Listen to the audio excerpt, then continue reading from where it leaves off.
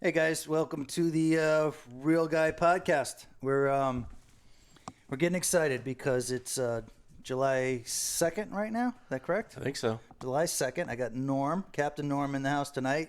Lamont Jones, our producer's in the house tonight. And we're getting ready for the Big Jaws Extravaganza podcast. That's the 2-hour, 4-minute podcast where we're going to watch Jaws together. Me and Lamont talk through the Jaws thing. You guys get to watch it on cue with the podcast. So this is kind of the lead up to that. And one of the things that we've been real critical on Quint. And one of the things that I think that saved Quint's ass where he didn't look like a total moron, like complete moron, 100% moron, was his his Senator and Fenwick setup. The combos that he was using to catch the shark. It was a legit combo. Right.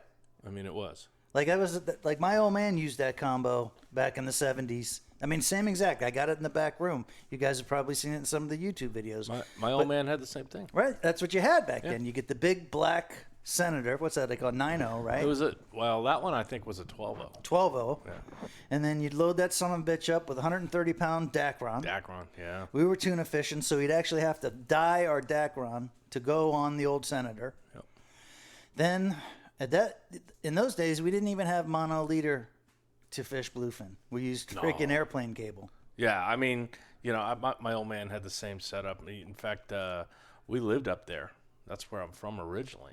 And Dad kept his 23 Mako with an IO in it in Beverly Harbor, and he had a fighting chair mounted in the bow, and that's where his Fenwick Senator combo, the exact same one with the double-footed roller guides on it, was strapped in. Right. Yeah. How many do you have? I only had the one that I know of. He had one big one? Yeah. That's all you need back then. See, my old man, he had like 3, and we'd run 3, balloons out there with the baits on there, and then he'd run a hand line, a friggin' quarter-inch rope straight underneath the boat. Yep. With like a dive weight on that son of a bitch, and if the tuna took that, then you'd hand line the son of a bitch. Otherwise, it was those Senators. Yeah. That's hardcore. Have you ever seen somebody hand line a bluefin? Yeah, we hand lined some before. It's harsh. Man, that's hardcore. It's harsh. It's way, way more hardcore than those losers that are doing the Goliath stuff. So was Quint using that 12.0 Fenwick setup for all those 3 and 4 foot shark jaws that he had around his little work area there? I think so. Yeah, probably. That's his go-to? Because that thing looked brand new to me. Probably. And it also looked like a piece of junk that he had to start pouring water on it after 5 minutes. That was a little quick. Well, was that done for camera? Wow. No, those old reels, that's just the way they were. They'd heat up. Let me tell you something. You're attacking an American icon, the Penn Senator. Okay? I mean, I've seen some Penn Senators where you can't even touch the side plates, and they still caught fish. Right, and if anything, that adds some sort of validity to Quint after you guys cut him down at the knees. Like, if you're going to keep something nice on the boat, you might as well keep your combo nice. Absolutely. Especially on that boat. He only got to fight the big ray, or whatever, the basking shark. The one that he got mad when Hooper broke the leader off, or whatever that was. Marlin, or gamey fish. Right. And then he didn't end up catching the shark on his big special Senator combo there. They actually harpooned the thing in the dorsal fin and started trailing those barrels behind it. So he never even got a hook into the big shark. Yeah, but is that an indictment of the rig? I don't know about that. It's got nothing to do with the combo. That was a decent combo, and he kept it up. I think Quint is kind of what we call an upgrade guy. He probably had more sophisticated gear than he was good for. Like most of you guys out there fishing, most of the guys who listen to this podcast probably shouldn't spend more than $30 or $40 on a combo. $30 or $40. If you're losing fish are failing because of your combo, then upgrade. Step up to a $60 combo. But there are guys out there with $200 and $250 combos that are catching nothing. Well, wait a minute. First of all, you got to remember something. This was back in the 70s, okay? There were no upgrades available in the 70s. It just wasn't, okay? There was like 3 rod manufacturers in the whole world, okay? And Fenwick was one of them. And if you were from up north, that's really all you had, okay? If you come down here, yeah, you could get a Biscayne rod built, and then there was Ricky's. Shakespeare. Huh? A Ricky's rod. Ricky's was even, but I don't think they built anything that big. Right. Only. I don't remember Pier that. rods. I mean, pretty much we had. Then there was Hurricane. In the 70s, it was Fenwick. That was it. They made the big meat stick, and that brown one was like That was the Mac Daddy. that was the color. Everybody seemed was to it. have it on whatever boat. And like if you were really fancy, you'd get the Fenwick, and then you'd get like it custom wrapped. Yep. You know? Yep. But that was like 1 in 100 boats back then. It's not like now where every friggin' Merritt and every friggin' Spencer and every friggin' Big Viking or whatever has a set of custom-made shit that matches everything. Right. The old brown Fenwick, that kind of was... That was it. It was it. That was it. In fact, the first set of rods, I remember this very well. When we moved down here in 1977, I think it was, Dad bought a 37 Hatteras at the Annapolis Boat Show. And we came down here, and all of his 20 and 30-pound rods, his sailfish tackle, was all brown Fenwicks, okay? And then they had them wrapped by Boyd's. Yeah, Boyd's did a lot of that wrapping Yeah. stuff in the old dates. What do you mean? You bought it retail, you bought it off the rack, and then had it Had them rewrapped, yeah. A lot of guys did that back then. Yeah, it wasn't like today, like there's a lot of places to buy a lot of stuff. Back then, like all of Gloucester had like 2 tackle shops, Yeah. and they were like half hardware, half tackle because for 9 months out of the year they would sell hardware out of there, and then you go in there and get your tackle. Well, I don't even think there was a true dedicated tackle shop until at least 1975. Norm, have you seen the cut of Jaws where Quint goes into the hardware store to buy the piano wire? Yes. The TNT cut, TV cut. Yep. Yeah. Extended footage. That was not in the theatrical release. Yep, where I he's did. tormenting that kid. Yep. Absolutely. Kid's playing a violin or some kind of Yep. instrument. And he's whistling at the kid. Bum, bum, bum, bum, bum, Oh bum. yeah. Yeah. I missed that scene. He's Yeah. buying piano wire. They should have left Engaged that piano one. Yeah, wire. they should have left. So that. that's Well, what- he had to special order that. Right. If you remember correctly, he had to special order that piano wire. So why is that? Why is that scene on some and not others? I think it's the TNT TV cut. I think it's a director's cut. Yeah, because I remember it like plain as day, and then watching it the other day. it Like wasn't on sometimes there. they add footage to make it fit the Jaws would be a 3+ hour TV show with commercials. Right. So sometimes they remove stuff or they add little bits and pieces in. They did it with Close Encounters too. If you watch Close Encounters, when they show Roy in the spaceship flying away. Like when we saw that in the movie theater, it ended with the spaceship going away, but we were never inside the spaceship with Roy. That's new. And when Disney bought it, they added When You Wish Upon a Star to the ending. I Which is don't. kinda cheesy. Well, I don't remember that, but I only watch bad shark movies, so that's it. By the way, guys, have you noticed that video that popped up? Just I think maybe even as early as today. Okay, Of that some porker? guy that big shark. The porker. Oh, that thing's Okay. gigantic. Now I'm starting to wonder whether or not the whole Jaws thing was a sham in the first place, and Brody never killed the shark, and that thing is still out there. Oh, probably. I think That's a so. theory. We discussed it on the long Okay. one. No one's ever collected the $10,000. Well, no, they collected half. They collected half. If you remember what the deal was, okay, they made the deal in Quints' shop, okay? They said $5,000 now, $5,000 when you get back. 2 cases of apricot And brandy. then 2 cases of apricot brandy. Exactly. Very studious, Norm. Very Yeah. studious. No, I mean, I'm telling you. well, Lamont always wants to like build up Hooper and cut Quint down. Everything that Hooper brought to the table got eaten. The cage got eaten. The tanks got eaten. Ultimately, that saved the day. We were able to blow up the shark because he got tanks eaten. And then Hooper had to run like a hoe and hide between the rocks. Yeah, so I didn't get munched. While Quint friggin' went down with the ship. So, like, I get it. Like, all right, Quint may not have been like, a tarpon expert or maybe not in the 30-pound snook club or anything, but at least he brought some decent combos on the boat. He had and some Hooper legit brought all that stuff. scientific stuff. Yeah, he had. Listen, the fact of the matter is, Hooper, Quint was all in.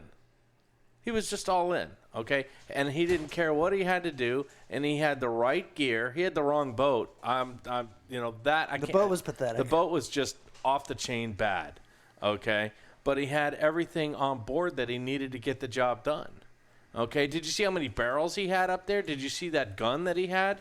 Okay, how about that machete that he slammed into the gunnel? Why didn't he put all 3 barrels into it the first time? If he had any barrel experience, he'd have known that 1 barrel wouldn't have brought that fish. He didn't have 3 shots in the beginning. He should have just tied all 3. Well, that would have been like daisy chains. That would have been Hooper's job. Yeah, and where was Hooper? He was down there rigging his GPS coordinator or tracker or whatever it was. It's called a spade a spade. He didn't have to wait on him. You want it? Not for the 1 barrel. For the one. For the 1 barrel, he got it right away. But he also wasn't being like, oh, there's no way 1 barrel's going to get him. We're going to have to get 2 into it. He was pretty confident in the 1 barrel. My whole thing is I don't think that Quint really caught a fish that size before, that he was way out of his league. If you look around his boathouse or whatever that little area he hangs out in, it's all tiny little shark jaws on the walls. There aren't any 4-foot shark jaws hanging around. Let me tell you something. I think Ben Gardner would have got that shark if he hadn't been offed. Oh, dude, that's hindsight's 20/20. That's like quarterback. If the Mafia hadn't taken out Ben Gardner, I'm telling you. Now, what's this theory? Huh? See, I thought it was a typical case of Ben Gardner was knocking everybody else. No. And in true hypocritical fashion, he was the Guggen that lost to the Giants fans. No way. The Tiger Shark. Here's what happened, okay? Ben Gardner was the only real guy on Amity, okay? Until Hooper showed up, all right? And Hooper was a real guy? I think he was. I'm going to say, to some extent, he was a real guy he had better equipment. He could run a boat, okay? Brody couldn't run that boat, okay? And he knew sharks. Dude, Hooper was trying to get laid at the universities as a grown man. So who isn't? Quint? Quint? Right? No, but going back to Ben Gardner, okay? Here's what happened to Ben Gardner. This is my theory on this whole thing, okay? And this is why the movie should have panned out a lot differently than it did. You see, Ben Gardner was the real guy in Amity, okay? And I think Quint was a one-upper, okay? I think I subscribe to you in some of that, Lamont, okay? But Ben Gardner was the only real guy on Amity, okay? But he had a drinking problem and he had a gambling problem, and everybody knew it. Okay, and what had happened was he had made some bets with some wrong guys. And then one night, they just took him out in his boat, okay? And cut his head off. And they cut his head off. They tortured the guy. They poked his eye out. They tortured the guy, and then they beheaded him and left his head up in the forward cabin of his boat. On the night of the tournament. On the night of the tournament, okay? And then what happened was some of that blood, got down into the bilge pump, pumped it overboard. The shark come up, smelled the blood, put a hole in the side of the boat. That's when Hooper and Brody found him. Found the tooth. And found the tooth. Oh, okay. That's what happened. I'm not buying that. And now you can cue the CSI music. I'm not buying that. Lamont, he's wrong about Quint, as usual. What do you mean? Well, he just talked about the combo. None of his stuff got eaten. So I'm not saying that Quint was like, in the 30-pound club. He's probably in the 40-inch club.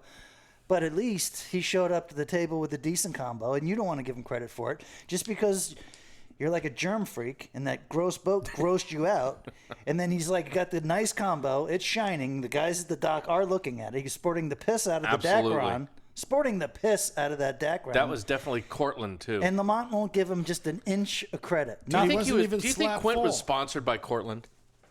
I think he was. And he was not sponsored. That loser was not sponsored.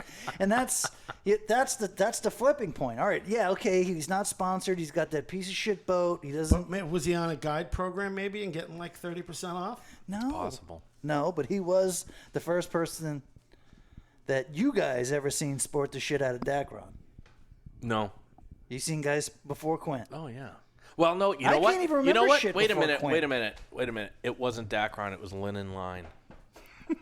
Yeah. Was that the It white was Hemingway. stuff with No, the, it was with the Hemingway green on thing? the Pilar. Was that the white line with the Yeah. green? Yeah. Are guys still using Dacron now? Yeah. Mm-hmm. Yeah. Limited, but yeah. Yeah, the mono's so good now that they're using a lot of the braids and the Dacrons for like backing and stuff. Yeah. That's about all I. But underneath wireline. But the mono is so good compared to the old days. Like the old days, dude, mono was a joke. It was like fishing with elastics almost. Oh. You know? You catch one fish on it, if it didn't break, it would just be all squirrely and, So it was you awful. fish Dacron. Stiff. All right. You The know. lady knows her mono. Anyway, I hope we set Lamont straight today. Anyway. I don't know. We're going to dig into this a lot deeper on the 4th of July when we release the full 2-hour, 4-minute running commentary of Jaws. It's easy to do. You get a copy of Jaws. Greg Reese checked in the other day. Now, he DVR'd his copy, so it has commercials. So you're going to have to be quick with your fast-forward trigger there to maintain any sort of sync. But it won't matter. It's the spirit of it's all there. So if you're a few seconds off or a few seconds behind or ahead, it won't matter. Because probably most people have seen it, at least a few dozen times. And if you hadn't, you probably should watch it before the 4th. It's already the 2nd. So you got 2 more days to get your copy of Jaws. We explained to you on the podcast how you sync it up. You press play. You press pause when the Universal MCA logo hits the screen and goes into focus. And then when we count it down, 3, 2, 1, press play. You press play. Turn the volume down on the video. Turn the volume up on the podcast. And you'll be hearing our voices synced with the movie.